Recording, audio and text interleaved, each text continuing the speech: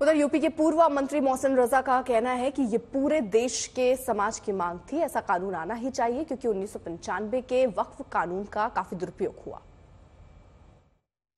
जो वक्फ एक्ट में संशोधन हो रहा है, इसको कैसे देखते हैं? क्योंकि तमाम शिकायतें वक्फ संपत्तियों की बेचने की और तमाम शिकायतें आती रही और आप उठाते रहे हैं।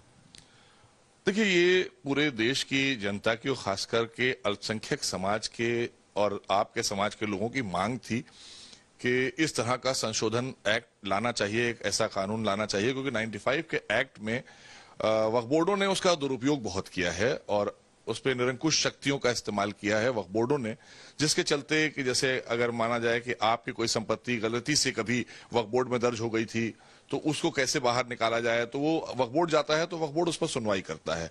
तो वक्फ बोर्ड कोई अदालत नहीं है। वक्फ बोर्ड एक वो संस्था है जिसको ये दिया गया है कि आप यहां पर वक्फ की संपत्तियों को एक्नॉलेज करके रखेंगे। निर्णय लेने का काम जो है वो हमारे अधिकारियों का होता है, जो सीईओ होता है, और उसके ऊपर हमारे अपर सर्वे आयुक्त होते हैं, जो डिस्ट्रिक्ट मजिस्ट्रेट होते हैं हमारे हर जनपद में, वो होते हैं। तो इसीलिए ये जो संशोधन लाया जा रहा है, इसलिए लाया जा रहा है कि ताकि अब कोई भी शिकायत अगर शिकायतकर्ता करता है तो वो पहले वक्फ बोर्ड नहीं सुनेगा, वो शासन में आएंगी और शासन अपने अधिकारियों को भेजेंगे और अपने अधिकारी जब हमारे उसको रिपोर्ट लाकर देंगे, उसको निर्देशित किया जाएगा वक्फ बोर्डों को कि अब आप इस पर ये कार्रवाई करिए, क्योंकि ज्यादातर मामला इसमें संपत्तियों से जुड़ा मामला है और सीधी तौर पर जब वक्फ बोर्ड जाते हैं तो उनको न्याय नहीं मिल पाता है।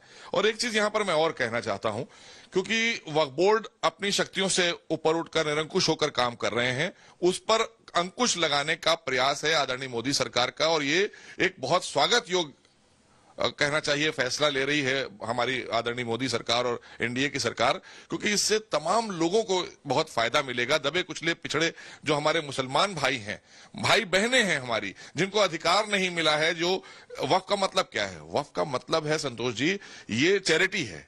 गरीब दबे कुचले मुसलमानों के लिए जो चैरिटी होना चाहिए वो नहीं हो रही है। अगर आप देखें सन 47 से अभी तक आप वक्फ बोर्डों में जाएं और जाकर पता करें तो इनके पास में साफ तौर पर ये कहते हैं कि हमारे पास कोई पैसा नहीं है, हमारे पास कोई आमदनी नहीं है, सरकार इनको अनुदान पे अनुदान दे रही है और लाखों करोड़ की संपत्तियां हैं इनके पास में। तो आखिर कहां है ये संपत्तियां? आपको अगर जो काम दिया गया आपने उसका सदुपयोग क्यों नहीं किया, दुरुपयोग क्यों हो रहा है? इसको लेकर ये संशोधन एक्ट लाया जा रहा है। अब बिहार में इस कानून को लेकर सियासत हो रही है। का कहीं पर निगाह है, कहीं पर निशाना, किसी धर्म विशेष को टारगेट करना, विवादित मुद्दों पर बहस करना, असली मुद्दे पर चर्चा न हो, इसके लिए सरकार इस तरह का काम करती है।